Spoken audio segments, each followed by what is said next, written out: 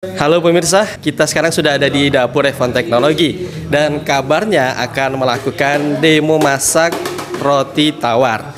Nah, seperti apa prosesnya dan alat apa saja yang dibutuhkan di demo ini? Sekarang saya sudah bersama juru masaknya. Halo Mas. Ya, halo Mas. Kabarnya ini akan melakukan demo masak roti tawar nih. Nah, ini alat-alat yang dibutuhkan itu apa saja sih? Untuk bikin roti tawar itu alat yang dibutuhkan itu Mas, pertama mixer Mas. Mixer, terus masuk ke proses proofing itu pakai mesin proofer dan nanti bakingnya pakai oven deck Mas. Jadi cuman butuh 3 alat itu saja Mas ya? Dan ada alat tambahan lainnya nggak sih seperti meja atau apa gitu? Ya, kalau untuk pendukungnya sih Mas, meja paling sama alat-alat kecil yang lain sih Mas. Nah, ini sudah mau mulai belum ya Mas ya? Ya benar Mas, kita mulai aja Mas ya. Oh, Oke pemirsa, kita langsung lihat saja pembuatan roti tawar ini. Baik pemirsa, kali ini kita di proses pertama yaitu proses mixing adonannya. Nah, kita bisa langsung tanyakan ke yang masak ya. Oke Mas, jadi ini menggunakan mixer apa ya Mas untuk proses mixingnya? Sekarang kita akan menggunakan mixer spiral Mas. Jadi mixer ini itu spesialis adonan kalis Mas. Gimana, kita mulai langsung aja Mas? Ya Mas, jadi ini langsung memasukkan bahan-bahannya ya? Ya benar Mas. Nanti pertama kita masukkan terigu, susu bubuk, tangzongnya Mas, terus ragi, telur, susu dan gula Mas. Langsung aja Mas ya. Ini ukurannya kita pakai tepung sekitar 3 kilo Mas. Jadi tepungnya itu di mix Mas ya.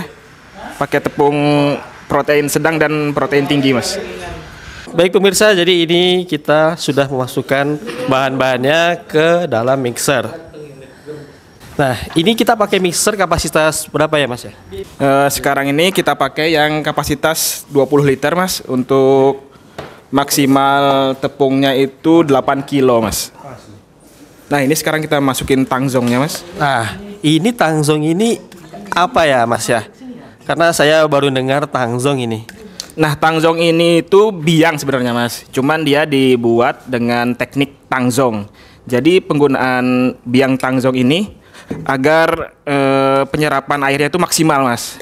Jadi walaupun nanti airnya cukup banyak, tapi si adonannya itu nggak becek gitu Mas. Oke, jadi seperti itu pemirsa. Demo masak roti tawar kali ini menggunakan mixer spiral 20 liter dan menggunakan adonan tepung kurang lebih 3 kg. Dan yang Anda perlu tahu, di sini menggunakan tangzong sebagai biangnya.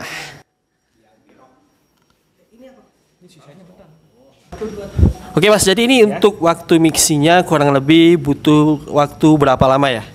Untuk mixing pertama itu sekitar 15 menit. Nanti setelah setengah kalis kita masukkan mentega Mas, terus 15 menit lagi Mas. Oke, berarti totalnya 30 menitan ya Mas ya? Ya, sekitar 30 menit Mas. Oke, baik pemirsa, nanti kita langsung lihat proses mixing dan menunggu waktu kurang lebih 30 menit saja. Dan kita lanjut ke proses selanjutnya. Baik pemirsa, selagi kita menunggu mixing adonannya, kita akan tanya-tanya sedikit mengenai tips mixing roti tawar ini. Jadi gimana sih tips mixing agar hasilnya berhasil atau hasilnya maksimal Mas? Yang pertama kita pilih resep yang bagus Mas ya. Jadi kalau komposisinya pas itu nanti insya Allah akan menghasilkan adonan yang bagus juga. Terus yang paling penting juga mesinnya Mas. Maksudnya mixernya ini ya. Jadi mixer untuk adonan kalis itu memang harus pakai mixer yang khusus Mas. Seperti mixer spiral ini Mas. Karena dia memang didesain untuk membuat adonan yang kalis gitu.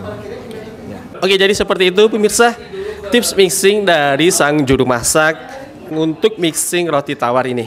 Pemirsa, proses mixing sudah selesai. Nah, kita selanjutnya ke proses apa Mas? Setelah ini kita resting Mas sekitar 15 sampai 20 menit. Jadi fungsi resting itu untuk apa ya Mas ya? Untuk mengistirahatkan adonannya Mas. Jadi selanjutnya kita resting adonannya kurang lebih 10 sampai 15 menit sebelum ke proses selanjutnya.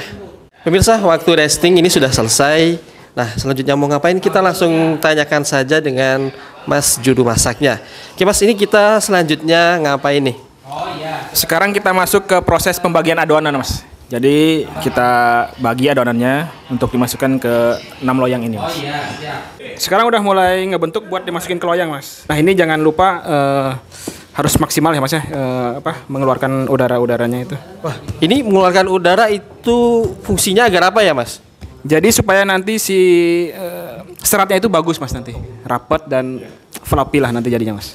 Nah, seperti ini ya pemirsa proses membentuk adonannya. Ya, pemirsa, jadi setelah dibentuk dan dikeluarkan udaranya, ini selanjutnya akan dimasukkan ke loyang roti tawarnya. Ya, Mas, ini jadi setelah dikeluarkan udaranya lalu dibentuk, selanjutnya dimasukkan ke dalam loyang ya, Mas ya. Setelah dibentuk, kita langsung masukkan ke loyang dan tinggal nunggu mengembangnya, Mas, sebelum di oven. Nanti sebelum di oven itu ada proses proofingnya, Mas. Sebagian kita proofing manual, sebagian lagi kita masukin ke mesin proofer. Ya, pemirsa, bisa dilihat proses menaruh adonan ke loyang sudah selesai. Nah, selanjutnya kita seperti yang sudah dikatakan juru masaknya tadi ke proses proofing. Oke, Mas, jadi proses proofingnya itu seperti apa sih? Nanti kita tinggal masukkan aja ke mesin proofernya, Mas. Nah, kenapa harus pakai proofer ya, Mas ya? Jadi penggunaan mesin proofer itu agar suhunya itu bisa stabil, Mas, dan bisa kita atur. Kalau manual kan kita nggak bisa mengatur suhu dan kelembapannya, Mas. Nah, nanti setelah ini kita langsung masukkan adonan ke proofer, Mas. Nah, jadi seperti itu pemirsa. Selanjutnya kita masukkan adonan ke mesin proofernya. Oke, Mas, jadi untuk waktu proofingnya itu butuh berapa lama ya? Untuk waktu proofingnya itu sekitar 30-40 menit. Dan nanti ada satu, Mas, yang kita coba nggak pakai mesin proofer. Oh, jadi bisa langsung kita bandingkan tanpa mesin proofer dan pakai mesin proofer ya, Mas? Ya, benar sekali, Mas. Nanti kita coba lihat hasilnya yang pakai proofer sama yang nggak pakai proofer. Oke, pemirsa, proses proofing ini sudah selesai sepertinya. Hasilnya bisa kita lihat nih, mengembang dengan maksimal. Nah, dan kita nanti juga akan membandingkan dengan hasil tanpa mesin proofer.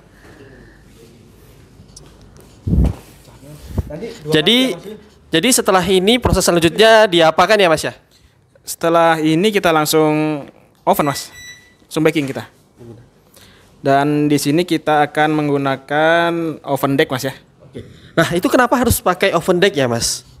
Karena untuk menjaga kestabilan suhu, terus penggunaannya juga sangat mudah, Mas, simpel banget, Mas. Jadi suhu bisa diatur, ada timernya juga gitu, Mas. Sehingga walaupun yang masih newbie atau yang baru belajar itu sangat mudah sekali, Mas, untuk mengoperasikannya, Mas. Oh, jadi seperti itu ya, Mas. Alasan menggunakan oven gas deck untuk baking roti tawarnya ini ya. Benar, Mas, untuk hasil tanpa mesin proofernya bisa kita lihat? Udah, bisa, Mas, kita keluarin dulu, Mas ya. Nih. Nah, jadi seperti ini ya pemirsa.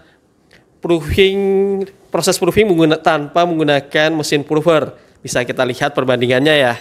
Bisa dijelaskan, Mas, ini kok bisa beda antara menggunakan mesin proofer dan tanpa menggunakan mesin proofer? Nih, bisa langsung kita lihat, Mas ya, hasil yang tanpa proofer dan yang pakai proofer. Jadi, Mas, kalau di luar tanpa menggunakan mesin proofer ya beginilah hasilnya, Mas. Karena suhunya tidak sesuai dengan yang dibutuhkan oleh si adonan, akhirnya dia mengembangnya kurang maksimal dan mungkin akan butuh lebih lama lagi, Mas, ketimbang kita yang menggunakan mesin proofer. Karena di mesin proofer kita bisa mengatur suhu dan kelembabannya, Mas.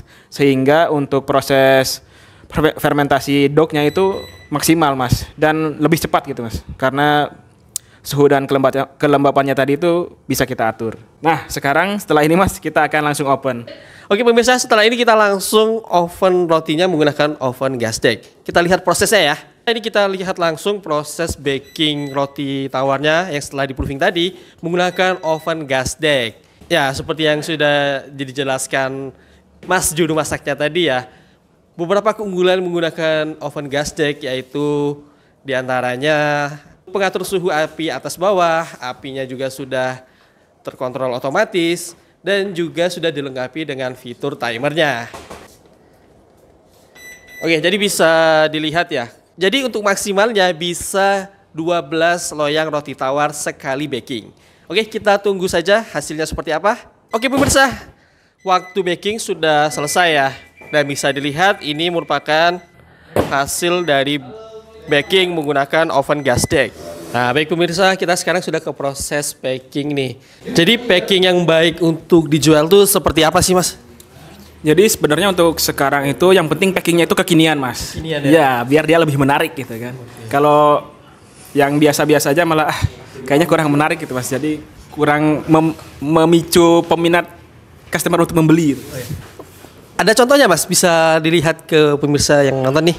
Nah, kita coba sekarang, Mas ya. Oke, baik. Jadi kita langsung proses packing saja ya. Nah, ini selagi packing mau tanya-tanya lagi nih, Mas. Oke, Mas. Nah, ini bisa kita jual kemana aja sih produksi roti tawar seperti ini? Kalau roti seperti ini enaknya bisa kita jual ke kayak coffee shop, cafe, gitu, Mas. Terus mungkin bisa jualan sendiri juga di rumah gitu, Mas. Kayak buka roti artisan gitu kan. Banyak sih, Mas, enak. Ya, enak kan pakai kayak gini, Mas. Kalau kayak toast gitu, roti bakar kekinian itu kan. Jadi kayak bentuknya juga lebih menarik gitu, Mas. Oh, seperti sarapan londo juga itu bisa kita supply di sana, Mas ya? Iya, benar bisa banget, Mas. Tambah mantep lah, Mas itu. Dari segi rasa dan juga dari penampilan, Mas. Nah, Mas, ngomong-ngomong seperti apa sih contoh packingnya nih? Teman-teman di rumah mau lihat juga nih, pemirsa di rumah. Nah, ini saya sebenarnya udah mau praktekin, Mas, cuman kan ditanya-tanya. Nah, jadi seperti ini, Mas ya, contohnya. Ya, benar, Mas. Jadi seperti ini, Mas, contoh sederhananya, Mas ya. Kalau saya mau nyicipin boleh, Mas, hasil rotinya? Boleh sekali, Mas. Ya. Wah, seperti ini hasilnya, Mas ya. Nah, jadi seperti ini teman-teman, bisa kita lihat hasil pembuatan produksi roti tawar hasil dari demo masak di dapur Revon Teknologi. Baik pemirsa, sekian laporan saya kali ini langsung dari dapur Revon Teknologi. Sampai jumpa di laporan berikutnya.